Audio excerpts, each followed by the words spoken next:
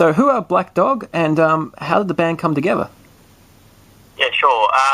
Black Dog is we're a four-piece, 4 members. There's myself, my brother Damien on drums, my mate Damien/Teddy Nugent on guitar, and another guy, Shan Blizzard, on bass.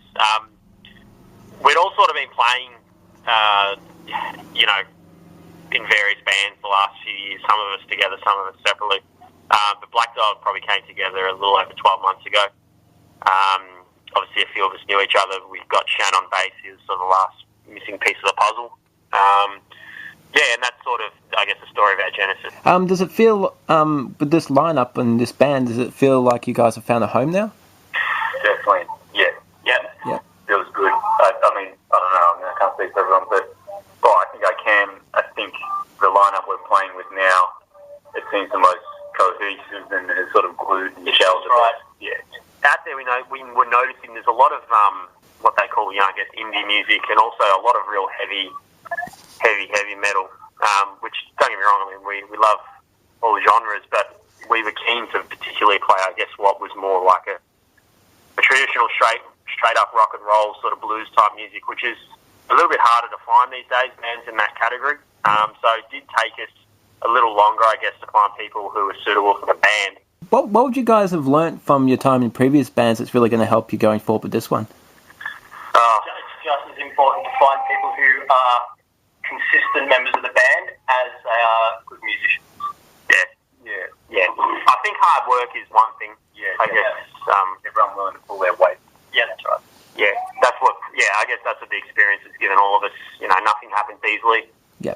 So we realised sort of starting again, it wasn't going to work unless we were willing to put in the hard work, and not just with the music and the writing, but all those rehearsals that sometimes you just can't bother doing, and the practice and the little bits and pieces, which aren't necessarily the glorious part of the process, but it's all still essential, promoting the shows, going out, selling tickets to whoever you have to get the numbers through to the venues so you can play decent shows rather than having to just be playing, in a studio or in a garage all day. Yeah. All the behind-the-scenes stuff and the networking you have to do. How important is social media with that type of stuff? Well, Damien would probably know more so because he's been playing the longest. I mean, social media's sort of always been around, I guess, in my day, but it's definitely, it helps and it doesn't help. It obviously makes things easier to make things accessible, but it also can dilute, I think, your presence, because really anyone can have a page, anyone can have a band. And a lot of people are happy to just stay home and look at stuff online. Watch YouTube. As opposed to come out and actually see the band and hang out. Yeah. But it does help because your music is accessible to everyone, but then do they come out and see you? Yeah, pros and cons to both. I mean, in terms of, promoting your band or getting your stuff out there, I think it's pretty obvious the benefits of things like YouTube, Facebook, Twitter, whatever. But it's easy for people to click the maybe or the attending button, but it doesn't necessarily mean it's going to do anything or it's got to happen. You can have a lot of views, but you can have little likes, and I don't know, it's just the way it goes. Sometimes it's good. It's a good way to convey your images and your music and all that. But I reckon it can also be a bit of a trap because it's a bit of a popularity contest as well. Yeah. As to who can get the most amount of likes, and really at the end of the day, I don't care if people like the music or not. Well, I do, but on Facebook, I mean, it's more important that they actually like what they hear rather than clicking a thumbs up button on a Facebook page. We're not hoping that everyone will walk away hating it. We want to Do you think there are more people coming to shows in recent years as opposed to 5-10 years ago, maybe?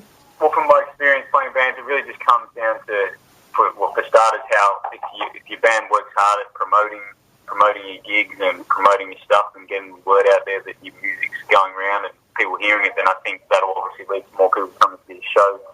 But I haven't really noticed a general decline when you go to see other bands, for example, that there's less people going through the door. I think there's still always that part of society that are keen to always go out and hear live music. I know we certainly are and always have been and always will be. So, I haven't noticed a huge change, really. Okay. Who would be some of your influences? I'm guessing by your name, Led Zeppelin would be a big one. Well, yeah, I mean, it's like people, and I understand why people say that. It's funny. I think the name actually, it didn't come from. It came up by chance. We were throwing out names, and Black Dog's more of a sort of. I mean, I guess sort of a lot of the older sort of blues, elder statesmen, and that used to use the term the Black Dog a lot in their music. And I'm sure, Zeppelin probably might have drawn it from the same. Well that we did. So, it's I mean, I understand people thinking, making a link with Zeppelin because they're a great band, it's a great song, but that actually wasn't where the name came. Influences are pretty far and varied. I mean, all four of us have a pretty varied taste in music. But I guess some of the less obvious things, I mean, as a singer, I can't even go past, people like, Elton John and all that. I mean, I know the music's completely different, but,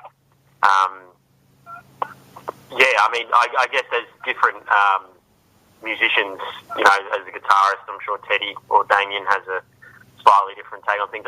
It's pretty wide and varied, I think, I know that's not a very specific answer, but as far as, I guess, in similarities to the stuff we play, the sort of rock and roll, blues rock, and hard rock and whatever, there's a lot of stuff we love. We love a lot of cool classic stuff like, Deep Purple or Led Zeppelin AEST, Sabbath, and, stuff like John Lee Hooker and Muddy Waters and Elmore James and stuff like that. Jerry Lee Lewis, Richard, all that sort of stuff. We have a lot of that taste in common, definitely. Okay. So who would be, or what was the reasoning behind wanting to start a band, and what was it that got you interested in music as a career? Good-looking women. Yeah, we're still waiting on them. What? I think it's varied for all of us. I mean, I know Damien and I, as brothers, we had older siblings who were in bands. So from the age of about 4 or 5, I was getting dragged out to pubs, ETs and the Barleycorn and the Greyhound and the AEST and all these places, along with my family. So we kind of just were brought up around live music. What also happened was Teddy, our guitarist, his brother came to me a few years ago and wanted to be in a band, so Teddy and I were jamming with him, and I don't know, I guess music's just been part of our lives in a big way, all of it. Since we could, we all joined bands, whether it be play music anyway. Growing up in household was, parents, obviously both playing piano and stuff and growing up under that influence, grandparents, parents, and just wanting to, just learn different instruments and play the music you enjoy listening. And the clarinet was good fun in high school, but I never thought that was going to translate into a good rock band, so we chose different instruments, I think, as we got older as well. Okay. So what's the best thing about being up on stage and performing your music? Oh, the feeling. I don't know. What do you... Good feeling. I think when you see also people in the audience, enjoying it, it just, I don't know. I mean, going back to it, it's not just about what's the best feeling. It's about creating an atmosphere, an overall show that contributes to it being a great feeling. Not to complicate things with that comment, but what I mean is I have played in bands in the past where, you've rocked up, there's been 1 or 2 people in the room, and I actually don't enjoy that. I find that hard, which is why all of us are very much on the same page, and we ensure that, with gigs we play, we want to make sure that all the hard work's gone in before, we've practiced ourselves, we know exactly how it is we want to play. We still allow it to be relatively natural on stage, and we allow the little spare of the moment things to occur, but we make sure, we have a full room, we have a good atmosphere, because it's all about also feeding off the crowd. I think if you've got a good crowd to feed off, you've got a good atmosphere. I don't even know what the feeling is or how to explain it, but it's just, you just get such a kick and such a high. I think seeing the reaction from the crowd, as the guys said, I guess also seeing people in the crowd you've never seen before, who have never seen you before, and you definitely notice them, even through the lights and the haze. You see some people bopping and you think, they really like what we've created, and I think that's what keeps us going back for more and more. I think live performance also, in a way, can be it's like a relaxing thing to go through because it makes you very much, you're in the moment. You're up there enjoying doing what you're doing, and I think that's whenever you're in that kind of zone or whatever people call it, it's just whether you want to call it a rush or it's like a relaxation, but just a nice, enjoyable, it's a good feeling. And I think when you see other people enjoying it in the audience, it's just a positive thing. It's a good thing. We seem to have a really good, thriving live music scene right here in Melbourne, and Australia-wide for that matter. But when you get to radio, they're not really playing new stuff, and mainstream TV doesn't really give new bands a chance. Do you think the country is doing enough to support local talent? Yes and no. I think there's certain people in the country that are. Specifically what you mentioned, like radio, probably not. I mean, not that I agree with it, but I kind of understand, I guess, to an extent, they're trying to appeal to the masses, and sometimes the masses, no disrespect to the masses out there, but sometimes the masses are comfortable just hearing what they know. Yep. It's hard for them to sometimes stomach something new. But then there's the flip side. There's the people out there who are your true music fans, and they do want something new. I mean, your Guns N' Roses and your Motley Crues and your Metallicas, I mean, they were all new bands one day, and I guess they have to get their break somewhere. It is hard. I think, definitely the commercial radio stations and whatnot probably aren't really interested in throwing you a bone. They put the homegrown sessions on every now and then, but I mean, even the homegrown sessions, I mean, they are bands who are relatively established, which is fair enough, but I think that's just a memo to all the bands out there that if you want the stuff on the radio, it's up to you to go and get it. I don't think people can expect to have this sense of self-entitlement and privilege and just expect it to fall in their laps. I think you've got to go out and get it. Straight away, people come to mind, like people like James Young, who, has the Cherry Bar in Melbourne, and that he's always out there sort of doing what he can to promote the live, band scene in Melbourne, and he's quite passionate about it because I think that's it. He's passionate and he enjoys it. So from that point of view, people like that, I think, are doing a lot to keep that scene thriving as it should be, because a lot of people out there who want it and enjoy it, have a good time with it. Absolutely. We now have like streaming services and YouTube and music available in so many forms. Do you think it's a good thing for bands to have their music so available, or do you think that the other side of the coin where they're not making the money anymore? The money we'll just tackle the money part first. I guess we didn't get into this thinking that we'd be creating ourselves a living straight off the bat. We do it first and foremost because we enjoy it. Some people play golf, some people play tennis. We play in a rock band. Every hobby or every interest or every passion costs. So it's not so much about the money. I guess with respect to having accessibility of our music to people out there, I mean, I'm happy for it to be as accessible as possible. And whether that just be, as you said, on YouTube or being able to stream it from Spotify or download it from iTunes or whatever it might be, I'm all up for that. And in fact, I would, I'm constantly, promoting our music, even with people who are making video clips for products or for this or that, just to try and get our music as much airtime.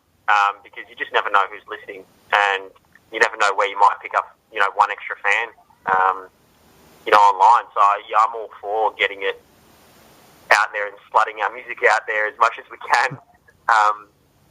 Personally. Cool. Speaking of which, you have a single out called Heather Again. Is there a story behind the song? There was, I won't go into too much detail, but there was an individual in the band who knew a woman called Heather. Is actually one of his friend's mother. And look, but the song's evolved over the years. It's a song we've been playing for a very long time. It's just a song we've always played live. It's one that's stuck with us. As I said, we've been playing for a few years. Obviously, in another version of this band, as I said, Black Dogs haven't been around for 12 months or so, but a few of us have been playing that song for a few years. It got a bit of a cult following amongst our people, and but as it's progressed, the song through the various stages, the song's progressed. We've all added our little bits to it. So can't really sit here and say it's specifically about one person or one thing anymore, because we've all had our influence in the lyrics and the bits and pieces. So, yeah, it's just such a strong song for us. I mean, we obviously dig it. We know how people do, and we just thought it was just fitting to launch that song first and foremost as Black Dog. You guys working on an EP or an album or anything? Album. Nice. Yeah, we had to put a single out there because it's been a little while now that we've had music coming, but it hasn't actually been available for people. So we wanted to give everyone a bit of a taste, although despite the fact we only released a single, we've had well and truly about half an album's worth of material ready to go. But we decided, rather than releasing an EP, our goal is to have an album. You know, that's really what we want next. So we put a little taste tester out there for everyone to get the appetite wet, and yeah, we're working pretty solidly up with Ricky Ray at Light Hill Studios there on getting some tracks done, and we're pretty much recording for the rest of the year. We've had our single launch at Cherry, which was pretty successful. Had 240 plus people, which James Young was pretty happy with. It was the biggest crowd in 5 years, he was telling me. So we kind of hit that milestone. It was good fun. We played a couple of shows since with, Ballastera when they came out. Obviously from the US and whatnot. But now you've got to be disciplined, lock yourself down, because when you're in performance mode, it's very hard to also sometimes record, with time restraints and whatnot. So we want to focus on recording, getting that right, and hopefully having an album we'll discuss before, in the first half of next year, ready to launch.